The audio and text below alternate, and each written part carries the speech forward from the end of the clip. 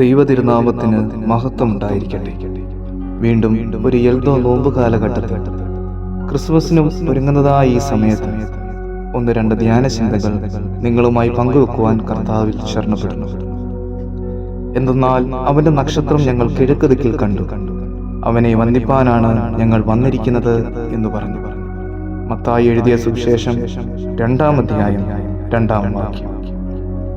ഒരു നക്ഷത്ര വിചാരം, അതൊരു പക്ഷേ ഈ പാതിരാത്രിയിൽ ഞാൻ കാണുന്ന ഒരു പൊൻതാരകം എന്നെ നോക്കി പുഞ്ചിരി തൂകിയത് കൊണ്ടാകും. സകല പ്രതീക്ഷകളും നഷ്ടപ്പെട്ടു നിൽക്കുന്ന അവസരങ്ങളിൽ കരം വിരിച്ച് ആകാശത്തേക്ക് മിഴികൾ പായിക്കുമ്പോൾ മുൻപിൽ തെളിയുന്ന താരജാലങ്ങൾ എന്തൊക്കെയോ സന്ദേശങ്ങൾ അദൃശ്യമായ ചരടിൽ കോർത്തിണക്കി നൽകാറുണ്ട്. പലപ്പോഴും കാണാൻ കൊതിക്കുന്ന ചില മുഖങ്ങൾ മിന്നിത്തെളിയുന്ന താരങ്ങളിൽ കാണുന്നത് അവർണ്യമായ നിർവൃതി തന്നെ. ഈ ഭൂമിയുടെ ഏതൊക്കെയോ കോണിൽ കഴിയുന്ന പ്രിയപ്പെട്ടവരെയും മണ്ണിൽ ലയിച്ചിട്ടും പിൻമേഘങ്ങൾ തെളിഞ്ഞു പ്രകാശിക്കുന്ന വിശുദ്ധരെയും എന്റെ മിഴികൾക്ക് മുൻപിൽ തെളിയുന്ന താരങ്ങളിൽ കാണുക എന്നത് എന്റെ സ്വകാര്യതയിൽ ഞാൻ കണ്ടെത്തുന്ന ആശ്വാസം. ബേത്ലഹേമിലേക്കുള്ള തീർത്ഥാടന വഴികളിൽ എത്ര ധ്യാനിച്ചാലും മതിവരാത്ത നക്ഷത്രശോഭ. മഞ്ഞു പെയ്യുന്ന ഈ ധനുമാസത്തിൽ കടലാസ് നക്ഷത്രങ്ങളെ കൊണ്ട് അലങ്കൃതമായ ഓരോ ഭവനവും ശാന്തമായി ഉറങ്ങുന്നത് കാവലിന് ഒരു വിൺതാരകമുണ്ടെന്ന ശുഭപ്രതീക്ഷയിലാകും. കാലിത്തൊഴുത്തിലെ രാജാവിനെയും തേടി യാത്ര പുറപ്പെട്ടവർക്ക് വഴികാട്ടാൻ ഒരു നക്ഷത്രം ഉണ്ടായിരുന്നു എന്നത് അത്ര നിസ്സാരമായ കാര്യമല്ല.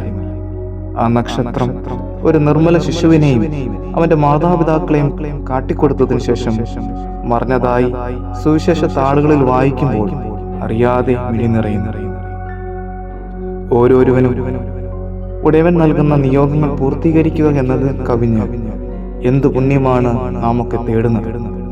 പലപ്പോഴും നിയോഗങ്ങൾക്കപ്പുറത്തെ പുണ്യം തേടുന്നത് കാലം കഴിയുമ്പോഴും വിണ്ണിനേക്കാളും മണ്ണിനെ സ്നേഹിക്കുന്നതുമല്ലേ ഈ കണ്ട പോരാട്ടങ്ങളുടെ എല്ലാം അടിസ്ഥാനം. മിന്നും താരകമെന്ന് ആരാധനയിൽ സംബോധന ചെയ്യപ്പെടുന്ന സ്നാപകൻ എത്ര ഭംഗിയായാണ് രക്ഷകനു വേണ്ടി കളമൊഴിഞ്ഞു കൊടുത്തത്. ഉള്ളിൽ അസാധാരണമായ വെളിച്ചം ലഭിച്ചവർക്ക് മാത്രം കഴിയുന്നതാണ്. വിദ്വാൻമാർക്ക് പോലും വഴിതെറ്റുമ്പോൾ അവരറിയാതെ തന്നെ നക്ഷത്രം തെളിയുന്നു അത്രേ. ജീവിത വഴികളിൽ ഇടറുമ്പോഴെല്ലാം വഴികാട്ടാൻ എത്രയെത്ര നക്ഷത്രങ്ങളെയാണ് സ്വർഗം നമുക്കായി കരുതി വച്ചിരിക്കുന്നത്. ജന്മം തന്നവരാകാം, അക്ഷര വെളിച്ചം പകർന്നവരാകാം, ആത്മപ്രകാശം തെളിയിച്ചു തന്ന ആത്മീയ പിതാക്കളാകാം, സദാ ജ്ഞാനം പകരുന്ന പ്രകൃതിയോ ഒരിക്കലും വഴക്കുകൂടാത്ത പുസ്തകങ്ങളോ ആകാം. ഓരോരുവനും അവനവന്റെ നക്ഷത്രത്തെ കണ്ടെത്തുക എന്നതാണ് ഇന്നത്തെ വിചിന്തനം. ഒരുവനെ അവന്റെ ഭവനത്തിലേക്ക് നയിക്കുന്നതിനേക്കാളും വലിയ നക്ഷത്രം എന്താണുള്ളത്? സൗഖ്യമായവനെ പോലും രക്ഷകൻ ഭവനത്തിലേക്കും ചിലരെ ദേവാലയത്തിലേക്കും പറഞ്ഞു വിട്ടത് വഴിവിളക്കുകൾ സ്വന്തം കുടുംബത്തിൽ നിന്നും ദൈവാലയത്തിൽ നിന്നും ആയിരിക്കണമെന്ന് നമ്മെ പഠിപ്പിക്കാനല്ലാതല്ല.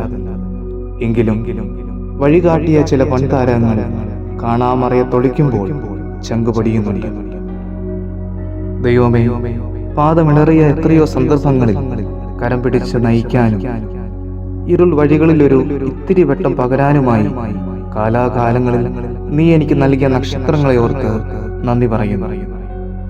നക്ഷത്രമായി എന്നെ കണ്ട ചിലരുടെയെങ്കിലും ജീവിതത്തിൽ അറിയാതെയാണെങ്കിൽ പോലും ഇടർച്ചകൾക്ക് ഞാൻ കാരണമായെങ്കിൽ മറിയത്തിൻ പുത്രനെ എന്നിൽ മനസ്സലിവ് തോന്നണമേ.